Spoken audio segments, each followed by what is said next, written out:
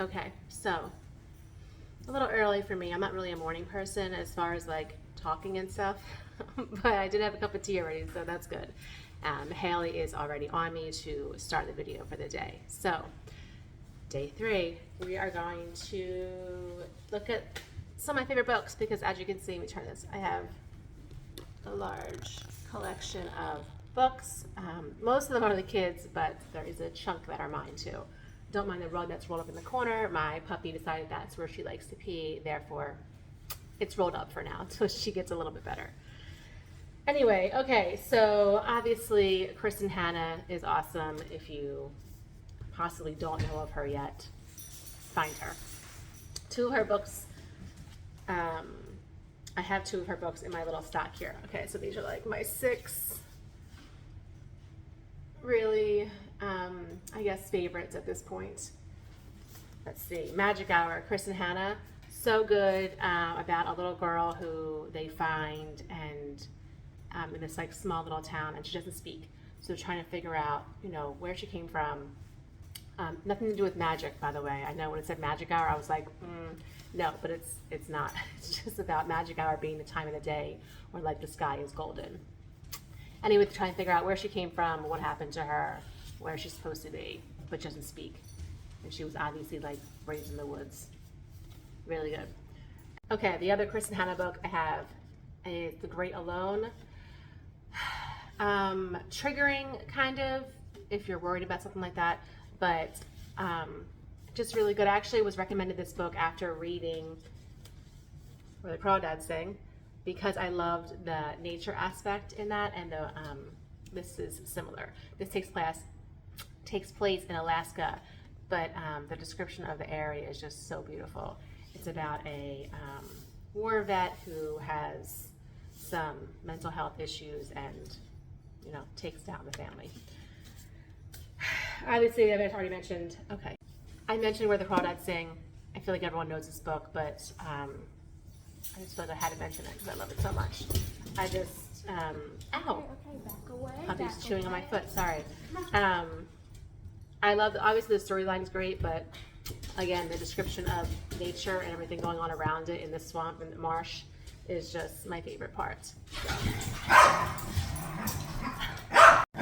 All right, The Paper Palace. I really liked this book. My mother didn't love the ending, but I thought it was really good.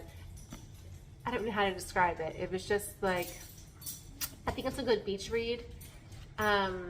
It's just about a family. I don't know what else to say about it, but I love it.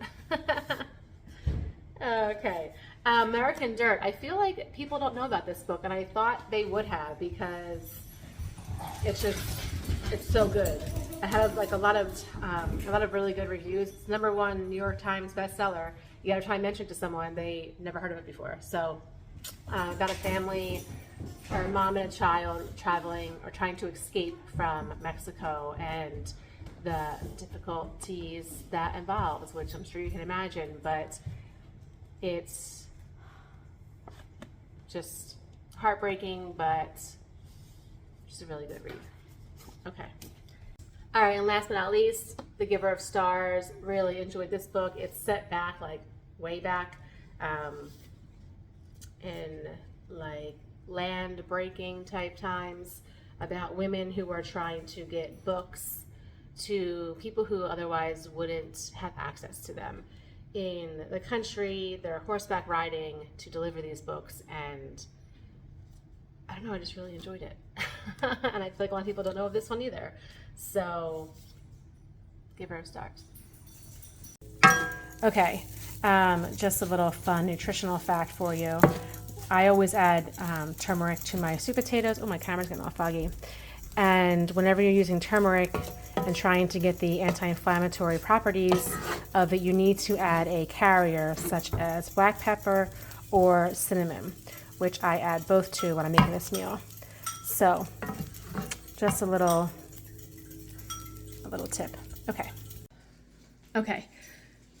So the kids just finished breakfast and are upstairs getting their schoolwork started while I get on this Zoom call for a review of yesterday's lesson. Every other Thursday, they do a review. So that's Nova. Anyway, yeah, we're just going over some of the herbs that we talked about yesterday in the yoni steaming section. Super interesting. A lot of the herbs are actually things that I already drink in a tea version, so things that I have on hand, which will make it a lot easier when I start implementing the steaming. I think I'm going to start doing it like once a month maybe is what's recommended. Definitely don't want to do it during your cycle, but before or after is great. Not if you're pregnant though. And yeah, things like marshmallow root, which literally is in my tea that I had this morning. And Queen Anne's lace, which is that, you know, it's kind of like a weed, but I always thought it was so pretty. So I'm kind of excited to use that actually. And it's supposed to be really good for like releasing emotional trauma, which a lot of us have. And yarrow, which is another one that I am familiar with. So this course just keeps proving to be an awesome thing for me right now. All right. Okay, so since I showed you some of my favorite books earlier, the kids are going to show you some of theirs. Okay. Haley? So this one, Keeper of the Lost Cities, is the first book to a soon-to-be 10-book series. Did they announce the 10th was coming out? Yeah. Okay. That it doesn't have a date, but she's writing it. And this one, it's kind of weird. So technically, this girl lives a normal life, but it turns out she actually has what's it called, telepathy. Yeah, she's a telepath. And then she has to go to this whole other like world, pretty much, where everybody actually has like powers, which sounds kind of weird, but it's good. It's good. It's a good one. Okay. The other one I just recently read is The Island. This one really messed with my head. There were too many. There were a lot of twists in this one. So it's about these six influencers who are welcomed to this, amusement park island a week before it opened, and the one kid disappears and they find him dead, and then all the other kids start to get killed by a serial killer, and they have to figure out who the serial killer is and why, and then they also have to get off the island alive. But it ended with a major cliffhanger, including one of the kids I'm pretty sure is dead now, but I'm not really sure how that's going to end. And then my other one is The Inheritance Games, which I cannot find because I packed it away already. That one's about a girl who lives she's kind of like poor, I guess, yeah. And she gets this letter to go to Texas because she inherited $4.2 billion from this billionaire who lives in Texas, and then like his grandsons think that she's like a con artist because they don't know her. Yeah, because they don't know her, right. Obviously. And like that one, there is going to be a 5th book in the series soon, but right now there's just 4. The author's almost done the 5th book, I believe. It should be released this summer, along with, I think, another one. But yeah, that's pretty much the 3 favorites. Okay, well, so Peyton can come next. Let's do the girls, please. Haha. I just want to say that the girls read way faster than I read, so I can't possibly, you can sit down, read them all before they get to them. So they just keep me updated on what's going on in each of their books, and which helps because I feel like I read more books than I actually do because they tell me about everything, and then also will come tell me if there's something in their book that they think that I would not approve of, and they've been really good about that. So there's only been a couple of books that I kind of have to take, and they can have it back on them when they get a little bit older, but most of the time we just do a little bit of research in each of the books to make sure there's not anything too intense, I guess, in all aspects, because the young readers division isn't always, I don't feel, appropriate for young readers. Sometimes it seems like it's more for people who are in their 20s. Anyway, okay. My first favorite book would have to be The Fault in Our Stars. Ugh, depressing. I know it's depressing, but it's also really good. I've read it like close to 15 times because it's really good. I just like how it's Dad written. here, Rocco? And what else? There's something else. I just love the fact that they could be so happy even though they know they're sick and aren't going to get better. The ending is very, very sad, but that's what kind of made me read it. So I was hoping like it get less sad after you read it a few times. It is not. Second favorite book would have to be We Are Liars. This one was really good. They go to like a private island every year with the family, and the mothers are fighting over the grandparents' old house because it has like all this cool stuff in it. So the kids do a little something so the parents stop fighting, and ends out with. I'm gonna say the whole plot. But Yeah, don't tell the whole story. fine. They do something, and it ends up with something bad happening in the end. And the third one will have to be the Song of Achilles. This one's really good. Song of Achilles. She Song of talks too fast sometimes. Song of Achilles. It's Greek mythology. It's about Achilles, of course, the best of all Greeks. And the other kid, Patroclus. Like, Patroclus does something, so he goes to Achilles' father to be like a work guy, to work for him. And Achilles and Patroclus end up becoming really good friends. And there was something else that ended. Haley's yelling at her in the background. But it was really, really good, and definitely recommend reading all those books. Okay. I know she wants to recommend like 25 more books, but it's not an hour long thing, so they each got 3. All right, Blaze, you ready, bud? Okay. Blaze is going to share his 2 favorite books in the 2 series that he's been reading. I thought there was a 3rd series you had going on, though. What am I thinking of? No? Okay, fine. All right, so the first series is Desmond Cole Ghost Patrol. which he's on book 8 or 9 at this point, but this is book 2, and this was your favorite one in the series so far? Yeah. Okay. So go ahead, tell us a little bit about it. It's honestly a Ghost Patrol, and that's really all. It's just a ghost patrol, but 2 friends trying to hunt ghosts? Yeah. Okay. And this one is called The Bad Guys. The Bad Guys series, which I think he read 14 of, or 19? 15. Okay. This one's about, well, there's a bunch of them, but this one's about, like, when the one snake dude goes really bad. Oh, when the snake eye turns bad, right. Okay, because the bad guys are actually good guys. They were bad guys They're turned robbers. good. Right, they used to be robbers, and they turned to be good guys, right? The movie was really cute, too, that went with that I'm gonna series. go watch that. Okay. He says I'm going to go watch it right now, actually, because...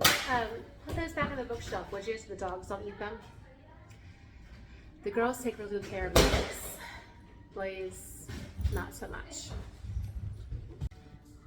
So before, when we were not moving around as much, we were doing reading Mondays, which we still, the kids still do reading on Mondays, but we used to sit around the table at breakfast time and discuss what was going on in all of our books over breakfast. So we kind of fell out of that habit when we were staying with my mother for a few months, and just kind of, the kids were just telling me whenever about what was happening in their books. But I think once we get settled into our new house, which I still haven't found yet, we will get back into that routine.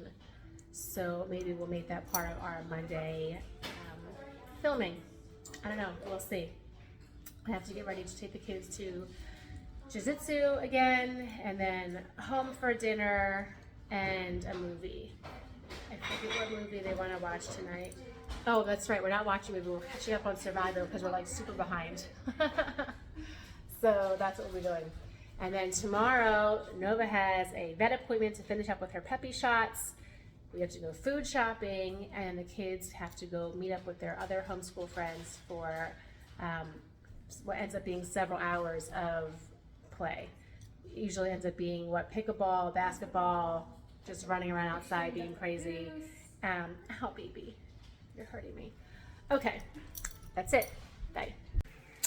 Okay, so since becoming a single mom, I have been trying to do like meal planning, which isn't very easy, I feel like. I don't know, I'm more of like a spontaneous, what do I feel like having at the moment type person, but that ends in not food shopping like efficiently, I guess you would say. So it was actually Haley's idea.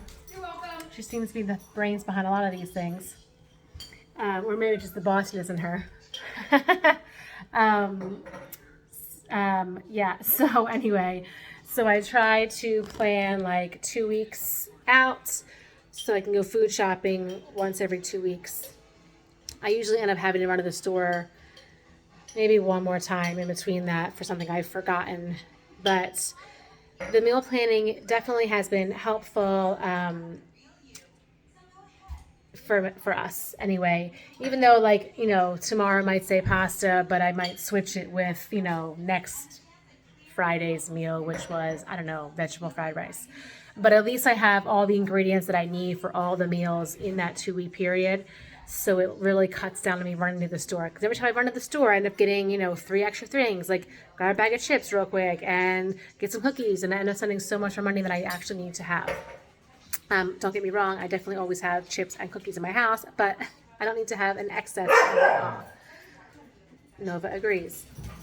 Okay, so yeah, that's it. I'll be doing food shopping tomorrow. I usually shop at Sprouts because, oh my goodness.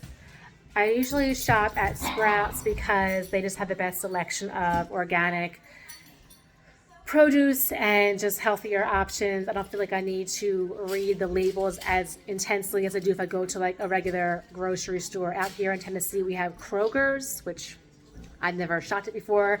But we do have Publix, which I like also. Okay, so I'm gonna go. Kids are all having snacks before their class. I'm gonna probably have some chips real quick. And they're gluten-free and they're non-GMO, so I feel like it's okay. Alright, well, I guess that's it for the day. Trying to stay consistent, coming on here every day to show you what it's like as a homeschooling single mom with 2 crazy dogs in the midst of trying to find a new house and keep the kids busy with their activities and make sure they have time to play with their friends and make sure I'm doing my schoolwork and staying on top of everything. And it's super draining, and there's days like today that I'm super stressed out, but that's okay. Just gonna get better, right? That's what I keep telling myself. Oops, come here, let's twist it up. All right, well, I'll get the kids ready for class, so see you tomorrow.